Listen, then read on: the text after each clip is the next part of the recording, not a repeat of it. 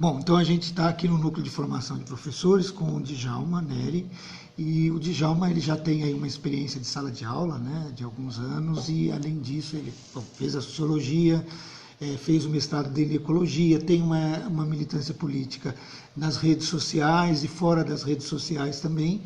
E aí eu pergunto para o Djalma, né, como é que ele se vê enquanto educador, né? Além de ser professor, bom, é aquela velha questão, não vamos distinguir o professor do educador, né? Mas vamos pensar um pouco a distinção talvez entre professor como uma profissão no espaço institucional, né? E o educador, quer dizer, é esse professor também, mas é mais amplo, fora desse espaço institucional. Sim. Então, fala um pouco como é que você vê essa relação na sua carreira, né? Entre o papel do professor e do educador. Sim. Eu me vejo como educador há pelo menos uns 10 anos já, né? Apesar de eu ter me graduado em Ciências Sociais em 2011, eu comecei a me aprofundar num conceito chamado permacultura, que é a cultura da permanência, que é um jeito mais sustentável de viver a vida, mais em contato com a natureza.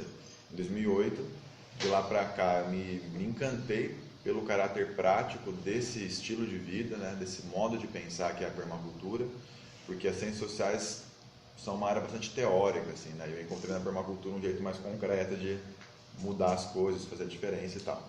E aí eu comecei de lá para cá, tanto a estudar, né? Até porque um educador, um professor é um eterno aprendiz mesmo, né? E também a querer difundir esse conhecimento. E a gente montou aqui em São Carlos um espaço, né, pedagógico, que é uma casa modelo que chama Associação Veracidade. O objetivo da associação é difundir a permacultura dentro do espaço urbano. E como a gente faz isso? Através de atividades, né, pedagógicas, de cursos, de oficinas e tal, através de visitas. A gente tem um roteiro ecopedagógico dentro do espaço. A gente já recebeu dezenas de escolas públicas da cidade, particulares, grupos universitários, de professores e tal, para visitar esse espaço, para mostrar como que funciona na prática essa tal de permacultura.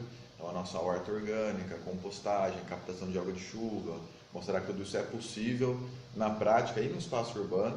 Então, assim, eu já me identifico como educador há muito tempo, né? Eu tenho essa paixão pela relação assim, pedagógica, da relação ensino-aprendizagem. Mas eu me tornei professor, né, ocupando esse espaço oficialmente, aí, há um pouco menos tempo. Na verdade, a primeira vez que eu dei aula foi em 2012, eu dei um ano de aula, depois entrei para o mestrado, fiquei um pouco afastado, retornei no ano retrasado, então estou há 3 anos, aí eu contabilizo 3 anos de sala de aula, estou indo para o 4º ano de sala de aula aí. E aí eu conheci outro desafio, né? Então, você já tem os desafios da educação, para além do espaço formal, que é entender, né, como estabelecer essa relação, esse vínculo pedagógico, e agora eu comecei a entender os desafios institucionais de ser professor, né? Desde as questões estruturais da escola, porque Darcy Ribeiro já falava, né, que a crise da educação no Brasil não é uma crise, ela é um projeto. E isso eu senti na prática, na pele, né? Quer dizer, não é à toa que as coisas são muito difíceis para os professores. Você tem uma deficiência estrutural gigantesca, né?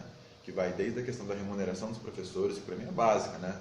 Não dá para querer que as pessoas sejam satisfeitas, bons profissionais, uma condição de subemprego, basicamente, hoje, que principalmente no estado de São Paulo, que é um dos estados que pior remunera, né, os professores, a gente tem.